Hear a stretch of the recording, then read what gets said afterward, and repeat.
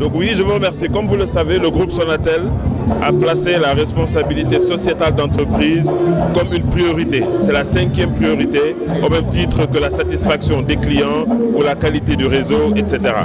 Et c'est dans ce cadre que depuis 2002, Sonatel a érigé la responsabilité sociétale d'entreprise donc au cœur de ses priorités en créant d'abord une fondation d'entreprise, la fondation Sonatel, qui exerce des activités dans le domaine de l'éducation, la santé et de la culture.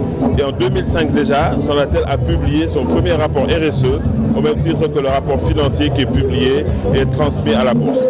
Et cette année donc, nous avons le plaisir de publier pour la 10e année le rapport RSE au titre de l'année 2015 qui présente les activités de Sonatel en matière de responsabilité sociétale d'entreprise à travers donc le rapport que nous vous avons remis et à travers le résumé que vous avez pu voir dans le film.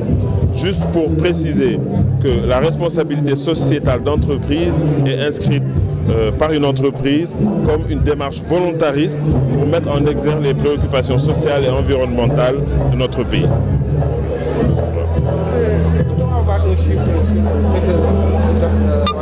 Oui, alors il y a plusieurs chiffres. Je vais en citer quelques-uns. Dans le domaine de la connectivité à Internet, nous avons un partenariat avec le ministère de l'Éducation nationale pour connecter à Internet gratuitement l'ensemble des établissements publics, primaires et secondaires du Sénégal. C'est un partenariat qui s'étend jusqu'en 2018 et le coût de ce partenariat est estimé à 10 milliards de francs CFA.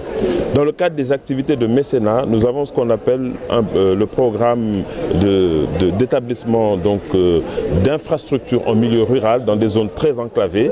On appelle ce projet Village.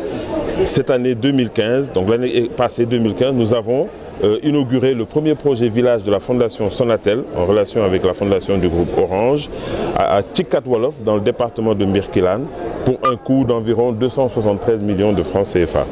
Nous sommes, troisième exemple, comme vous voulez des chiffres, nous sommes également membres fondateurs du CETIC Dakar qui est un incubateur depuis 2010 et depuis 2010 nous avons investi des montants cumulés à hauteur de 250 millions de francs CFA.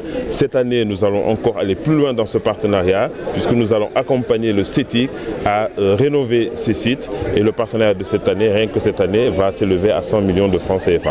J'aurais pu multiplier les exemples, tout ça pour dire que Sonatel redistribue évidemment tout ce qu'elle gagne, mais également Sonatel est une entreprise véritablement citoyenne, engagée dans une responsabilité sociétale, comme je l'ai dit tout à l'heure, qui est une priorité au sein de l'entreprise Sonatel.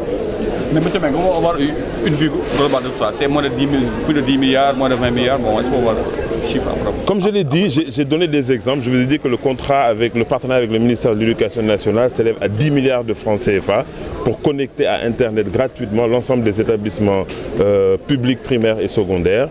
Il y a beaucoup d'autres exemples. J'ai donné l'exemple du projet Village avec 273 millions, le CETIC.